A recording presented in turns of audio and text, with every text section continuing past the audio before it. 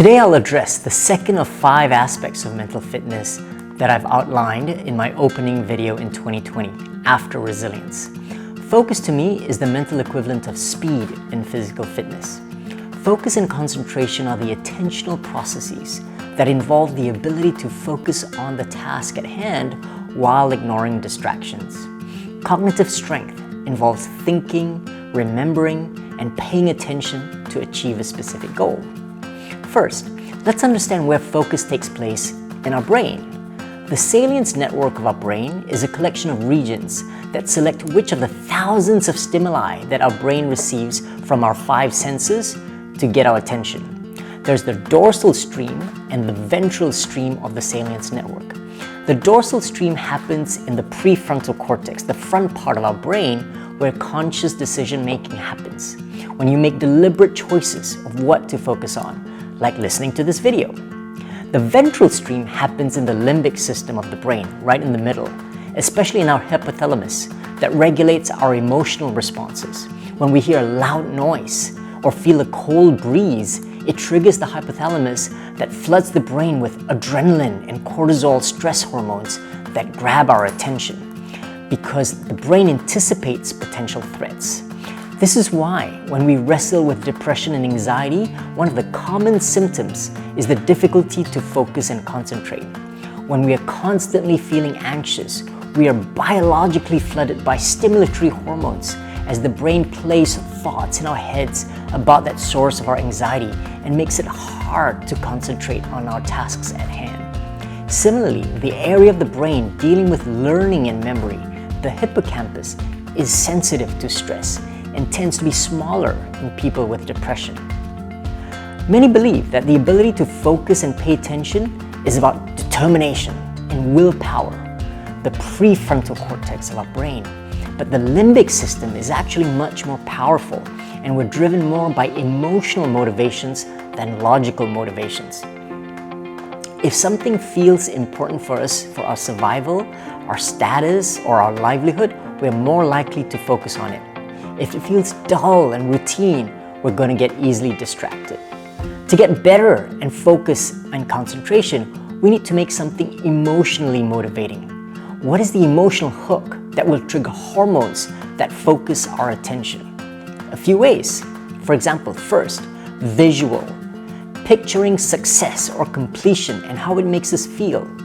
If we dread early morning swim training, we need to imagine that feeling of completing the triathlon and that we're training for.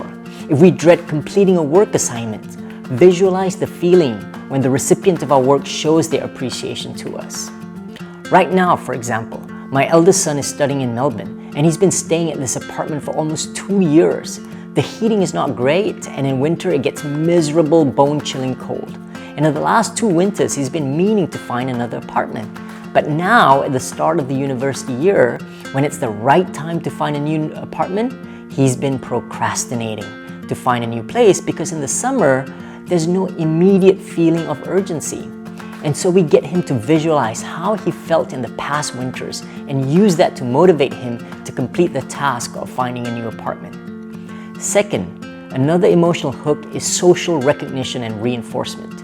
For athletes, applications like Strava and Zwift and Peloton make it easy to compare their training and their racing progress against their friends, providing an emotional motivation to carry on. In my 30 Days and 30 Years book, I touched on social recognition in the workplace, where we use tools like 7 Geese, where employees give each other badges when they see behaviors that exemplify the company's values. This brings values alive rather than static on posters that no one remembers. Being recognized by our peers throughout the year is much more meaningful than being evaluated by our boss once a year. And third, another emotional hook to improve focus and concentration is purpose. How your work, no matter how boring it is, will positively impact other people's lives. When we focus on making a difference to others, we increase our emotional motivation. And finally, think about small rewards that trigger dopamine, that makes you feel good and keep going. When I'm trying to write an article, for example, every 5 minutes, I look at the word count and see that number go up. It gets closer to my word count target. That triggers dopamine. Or if I'm working on a presentation, after 2 or 3 slides, I review the whole presentation in slideshow mode and see it as a final product. That triggers dopamine. Same thing with editing videos like this one, right? Playing drafts and seeing it move closer to a finished product makes me feel good. So improving focus and concentration is about avoiding ventral distractions. There are also triggers that can be distracting. For example, notifications of new messages on our phone can be distracting. When we unconsciously multitask by shifting our attention from different tasks, from our Word document to email to WhatsApp, it saps attentional energy and drains our focus. So one actionable tip: when we really need to focus and get work done, put away the phone. Close the email and WhatsApp desktop and the browser on our laptop and just focus on the report that we've got to write.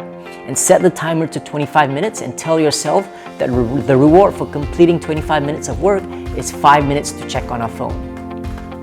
I also like to listen to the same Spotify playlist. When I listen to the same set of songs, I can use it as a background when I need to concentrate at work, because if I'm used to the song, it does not distract me, unlike listening to songs that I've never heard before. Focus takes energy. Our brain comprises only 2% of our body weight, and yet it consumes over 20% of all of our energy consumption. And so developing better focus requires good nutrition, eating healthily, and physical fitness. Mental health goes hand in hand with physical health.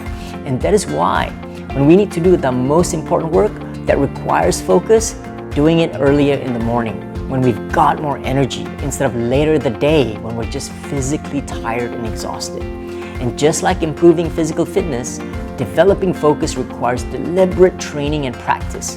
The more we practice, the better we're going to become at it. It doesn't happen overnight. So, hope this was useful and look forward to connecting again in my next video. Until then, let's keep it positively personal.